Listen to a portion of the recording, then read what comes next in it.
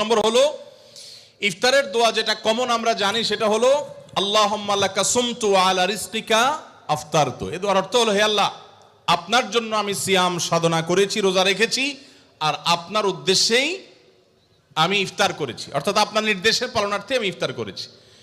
এই যে আল্লাহুম্মা লাকা সুমতু আলা রিজকিকা আফতারতু, এটা ইফতারের একটা দোয়া। আরেকটা দোয়া হলো যাহাবা যামা ওয়াবতাল্লাতিল উরুক ওয়া সাবাতাল আজরু ইনশাআল্লাহ। অনেকে এটা জানেন মাশাআল্লাহ। যাহাবা যামা ওয়াবতাল্লাতিল উরুক, আমার শিরা উপশিরাগুলো সব সিক্ত হয়ে গেছে, ওয়া সাবাতাল আজরু ইনশাআল্লাহ, এবং আল্লাহ চাহেন তো এই রোজার বিনিময় আমার জন্য অবধারিত হয়ে গেছে। এই যে দোয়া ইফতারের, এটা কি ইফতারের আগে করবেন না মাঝখানে করবেন না শেষে করবেন? কি বলেন, ইফতারের আগে না শেষে? যারা যারা আগের পক্ষে তারা হাত তোলেন। মাশাআল্লাহ, বহু লোক। ভাইরা আমার, এই দোয়া ইফতারের পরে করবেন, আগে না। অনেকেই এই ভুলটা জানেন, অনেকে মনে করেন যে আগেই করতে হয়, আগে না। ইফতারের দোয়া কখন করবেন? ইফতারের শব্দের অর্থের দিকে খেয়াল করলে তো দেখতে পারেন পিপাসা দূর হয়ে গেছে, শিরা উপশিরা সিক্ত হয়ে গেছে, এটা কি ইফতারের আগে হয় না পরে হয়? তাহলে আল্লাহুম্মা লাকা সুমতু আলা রিজকিকা আফতারতু, আল্লাহ তোমার জন্য রোজা রাখলাম, তোমার রিজিক দিয়ে ইফতার করলাম, এটা কি আগে না পরে? পরে। অতএব এটা ইফতারের পর। তাহলে ইফতারের শুরুতে কি পড়বেন? বিসমিল্লাহ। বিসমিল্লাহ বলে যে কোনো খাবার খান, ইফতারও খাবেন। ইফতার খেয়ে ফেলছেন, 2-4 লোকমা খেয়েছেন, একটু পানি খেজুর খেয়েছেন, তারপরে দোয়া পড়তে পারেন। আর চাইলে একদম শেষ করেও পড়তে পারেন। আর এটা নিজের ভাষায় পড়লে হয়ে যাবে, কিন্তু সুন্নাত হবে, বেশি উত্তম হবে নবীজির ভাষায় পড়তে পারলে, সরাসরি আরবি টেক্সটটা পড়তে পারলে। আল্লাহ আমাদেরকে তৌফিক দান করুন। রোজার নিয়ত কোনটি বা কিভাবে করব? নিয়ত পড়া কি রোজা রাখার জন্য জরুরি? নিয়ত তো সমস্ত ইবাদতের জন্য জরুরি, কিন্তু নিয়ত করা জরুরি, নিয়ত বলা জরুরি না। নিয়ত করা এক জিনিস আর নিয়ত বলা আরেক জিনিস।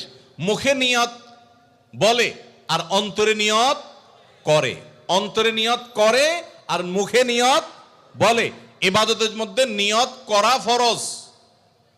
রোজার জন্য নিয়ত ফরজ, নামাজের জন্য নিয়ত ফরজ, কিন্তু নিয়ত বলাটা ফরজ বা সুন্নত কোনোটাই না। আমরা যে রোজার নিয়ত শুনছি, নাওয়াইতু আন আসুমা গাদান, আছে না? বিভিন্ন আপনার ক্যালেন্ডারেও লেখা থাকে, ভিত্তিহীন। নবী করিম সাল্লাল্লাহু আলাইহি সাল্লামের কোন জয়ীফ জাল হাদিসেও এরকম রোজার কোন নিয়তের কথা কোথাও বর্ণিত হয় নাই। ইসলামের নামে নকল আমল করলে সওয়াব হবে না গুনাহ হবে? খবরদার। এই জন্য আমরা মেহেরবানি করে, আমি কি জন্য ভোর রাতে উঠছি? সারি খেতে উঠছি। সারি খেতে উঠছি মানে কালকে রোজা রাখবো, এটাই তো আমার নিয়ত। মনের ইচ্ছা আছে, ইন্টেনশন আছে, এটাই নিয়ত। মুখে আলাদা নিয়তের উচ্চারণ দরকার নাই।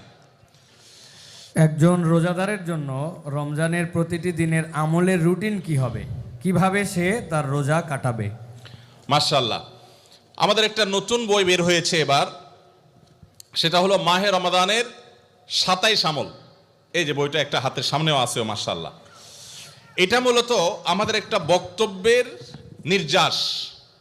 এর আগে সোনাইমুড়িতে একটা বক্তব্যে আমরা মাহে রমজানের উপরে একটা গবেষণা করে 27টা আমল কোরআনের আলোকে বের করেছি, সেটা উপস্থাপন করেছি, পরে এটাকে বই আকারে আনা হয়েছে। এখানে রমজানে আপনি কি কি করবেন তার সবগুলোর তালিকা দেওয়া আছে। অতএব এটার আলোকে আপনি আমল করতে পারেন। চাইলে ভিডিও বক্তব্যটা শুনে নিতে পারেন। একবার সকাল থেকে রাত পর্যন্ত একটা সুনির্দিষ্ট রুটিনের মধ্য দিয়ে কাটাবেন। আর কিচ্ছু করতে পারেন না পারেন, শুধু একটা কথা বলে যাই, রমজান মাসে ফরজ রোজা রেখে অন্তত কোনো প্রকার হারাম কাজ, গুনাহের কাজ করবেন না। বাস এটুকু যদি করতে পারেন, ইনশাল্লাহ আপনার রমজান সাকসেস। চেষ্টা করা যাবে না ইনশাল্লাহ?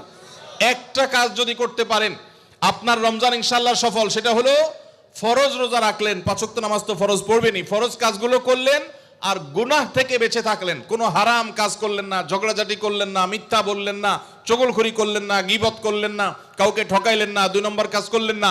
এই গুনাহমুক্ত যদি রমজান কাটাইতে পারেন, আপনার রমাদান সাধনা সার্থক ইনশাআল্লাহ। আল্লাহ তৌফিক দান করুন।